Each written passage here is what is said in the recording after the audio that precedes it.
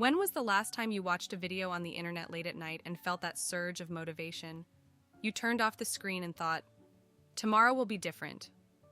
I'll start a YouTube channel, work out every day, stop eating junk food, read more books, and dedicate myself to studying. But when the alarm rang, you ignored it, then ignored the second one, and finally, at the third alarm, you got up. Still sleepy, you grabbed your phone, checked out the stories, answered messages on WhatsApp, and soon you were scrolling through your Twitter feed. Those 5 minutes on social media turned into 40, and that was it. You think, on Monday, I'll really start. The good news is that everyone's been through this, and the bad news is that although it's possible to change, it's not easy. Changing this pattern takes effort, and a lot of it, but I can assure you that it's worth it. Let's do a quick test now. For every question I ask, give yourself a point if the answer is yes. So, focus here. No phone, no other tabs, okay? Here we go. Do you take your phone to the bathroom? Can you watch a YouTube video and use your phone at the same time? Do you only have lunch or dinner if you're watching something? Is your phone usage time over 4 hours a day? And when you're bored, do you turn to music, smoking, movies, or video games? Do you tend to leave more than 10 tabs open on your computer?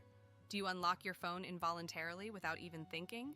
If you scored 1 or more points, it's because you have a problem. And maybe you already know of other bad behaviors we haven't even mentioned here. These bad habits arise from various triggers, but the most common one is our inability to deal with boredom. Why is that? The ease of consuming stimulating content all the time. In the past, to change our environment, we literally had to move. Today, you can be on the couch and change contexts 50 times in less than an hour, just by scrolling through your phone. Your brain reacts chemically to these changes. In less than an hour, you can see more impressive things than an ancient king saw in his entire life. This messes with you, disrupting your brain chemistry. And the biggest impact of this falls on dopamine. You may have heard of it, but if you haven't quite understood it, let me explain it simply. Dopamine is a neurotransmitter, a chemical substance that transmits signals between neurons. It's responsible for motivation. When you do something the brain considers positive, dopamine is released as a reward, encouraging you to stay on the right path. Every time you do something the brain sees as correct, dopamine is released. Basically, it's about action. If you observe the brain of someone under the influence of cocaine, you'll see a boom of dopamine, which we call a hit. For those who understand artificial intelligence, this is similar to reinforcement learning, used in machine learning to teach whether something is on the right track. In our brain, it's the mechanism that helps us learn the right behavior. Dopamine is released in 2 ways, tonic and phasic. The tonic is the basal level, the one that circulates constantly and keeps the body's basic functions, like getting up, eating, taking a shower. This is the minimum level to survive. Phasic release happens when you do something pleasurable, like watching a movie, eating pizza, or playing video games. This generates a dopamine spike above the basal level. Now imagine you don't feel like going to the gym. Then you drink coffee, play some music, and suddenly feel motivated. This happens because of the dopamine spike. The problem is that after the spike, there's always a drop, and the higher the spike, the deeper the fall, sometimes going below the basal level. This is what we call a crash, the period when dopamine is low and takes time to recover. Let's use fictional numbers as an example. Your basic dopamine level is 100 and your total reserve is 1,000. Then you open TikTok. In just a few minutes, the flow of super exciting videos releases your dopamine almost to the limit. The problem?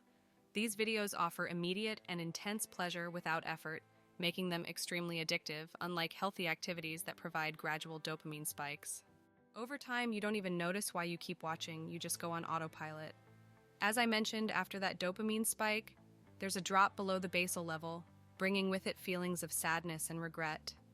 And the more time you spend on these activities, the less motivated you feel to do productive things like work, study, or exercise.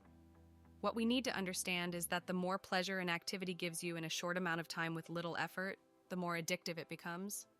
Social media in particular are big culprits, but in reality, anything can generate dopamine spikes.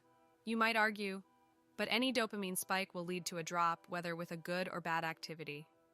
That's true, but it's much better to feel that drop after a healthy activity than after something harmful. The key here is to seek activities that increase your dopamine gradually and that are aligned with your goals. If you have a healthy routine with several activities that take all day to complete, your dopamine will be released gradually, maintaining a constant flow of motivation. With each task completed, you'll feel good and motivated, resulting in a productive and satisfying day. It's that sense of peace and calm that you've probably experienced after a well-spent day. Now, the choice is yours. Do you prefer a few hours of intense pleasure followed by emptiness, or an entire day at a constant and pleasant level of satisfaction? Of course, no one can avoid all dopamine spikes. We all enjoy, including myself, activities that generate peaks of pleasure. Life is about balance. The secret is to use your dopamine for things that truly matter, for activities that push you toward your goals.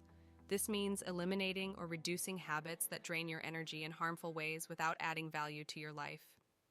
From now on, think of dopamine as a biological currency of exchange with a limited amount. Every time you watch a TikTok, play a game, smoke, or engage in any activity that releases dopamine, you're spending this currency. And remember, none of this is free.